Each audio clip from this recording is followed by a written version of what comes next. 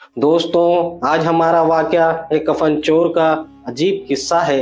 एक दिल दहला देने वाला वाकया है जब एक कफन चोर ने काजी का कफन चुरा लिया। अस्सलाम वालेकुम दोस्तों, कैसे हो? उम्मीद है कि सब खैरियत से होंगे।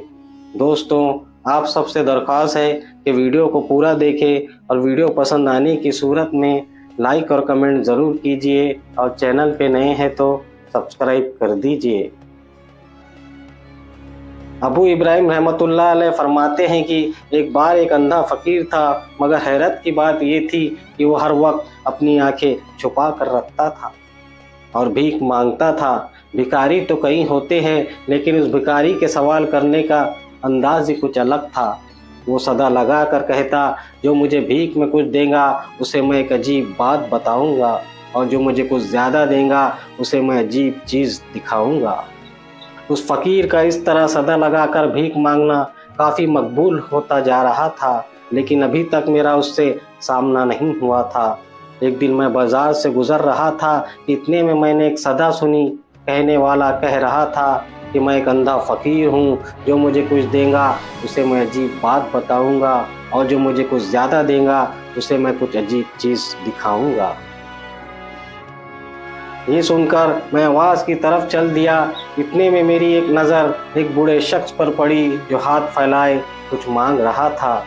एक राहगीर रुका और उस भिखारी के हाथ में कुछ सिक्के रख दिए जो उसके हिसाब से ज़्यादा थे। मैं ये देखकर और पास जाकर खड़ा हो गया कि यह फ़कीर उसे क्या सुनाए और क्या दिखाएगा। सिक्के हाथ में लेकर उस फ़कीर ने कहा, मैं तुम्हें एक अजीब चीज़ दिखाता हूँ। ये कहते हुए उस अंधे फ़कीर ने अपनी आंखों पर से पर्दा हटा दिया। मैं ये मंजर देखकर हैरान हो गया। उसकी आंखें बिल्कुल नहीं थी, बल्कि आंखों की जगह सुराख थे जिसमें से आर पार साफ दिखाई दे रहा था। फिर उस फ़कीर ने कहा, मैं तुम्हें एक अजीब बात बताता हूँ। ये मेरी आंखों की दास्तां है। मैं एक तंदुरुस्त नौजवान हुआ करता था, लेकिन मेरी बख्ती ये थी कि मैं एक दफन चोर था, और कफन चोर भी बड़ा नामी गिरामी था। मेरे बारे में मेरे शहर के सभी लोग जानते थे कि मैं मुर्दों के दफन होते ही पहली रात में कफन चुरा लेता हूँ।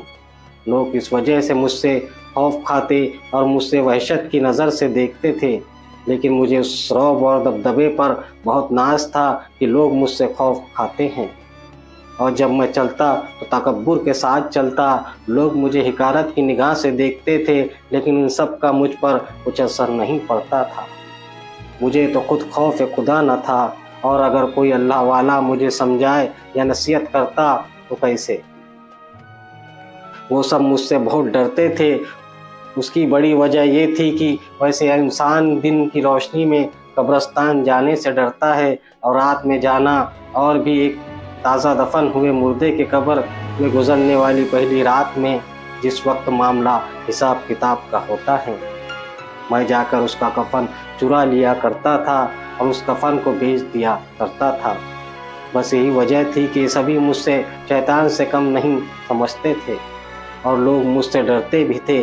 जब भी किसी का कोई अपना दुनिया से रुखसत होता तो उन्हें इस बात का मुकम्मल यकीन होता था कि दफन होते ही मैं उसका कफन चुरा लूँगा। कई कई रातों तक अपने दफनाए हुए मुर्दे का ख्याल रखते थे। कब्र पर बैठकर रातों को पहरा देते कि कहीं मैं आकर कफन न चुरा लूँ।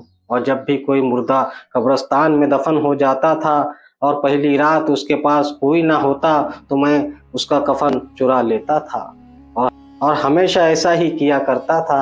लेकिन एक बार कुछ ऐसा हुआ जिसके बाद से सब कुछ बदल गया। हमारे शहर का काजी बहुत बीमार हो गया।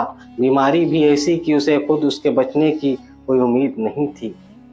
एक रोज़ उस काजी के खादिम मेरे पास आया और मुझसे काजी का पैगाम देते हुए कहने लगा कि काजी साहब बहुत बीमार है, मगर वो तुमसे मिलना चाहते हैं।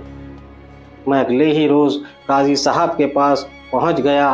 काजी जानता था कि मैं कफन चोर हूँ, इसलिए काजी ने मुझे 100 दीनार दिए और कहने लगा, देखो मैं जानता हूँ कि मेरा वक्त बहुत करीब है, बस मैं इन 100 दीनार के बदले अपने कफन की महफूज रखना चाहता हूँ। उसकी बात समझ गया और मैं उसके वादा किया कि मैं इस रकम के बदले اسے مرنے کے بعد اس کا کفن نہیں چراؤں گا۔ کافی دن گزر گئے۔ پہلے تو قاضی شخص بیمار رہا، لیکن پھر اس کی طبیعت میں بہتری آنا شروع ہو گئی اور وہ ٹھیک ہو گیا۔ لیکن پھر کچھ دنوں کے بعد قاضی اچانک بیمار ہو گیا اور اس کی موت ہو گئی۔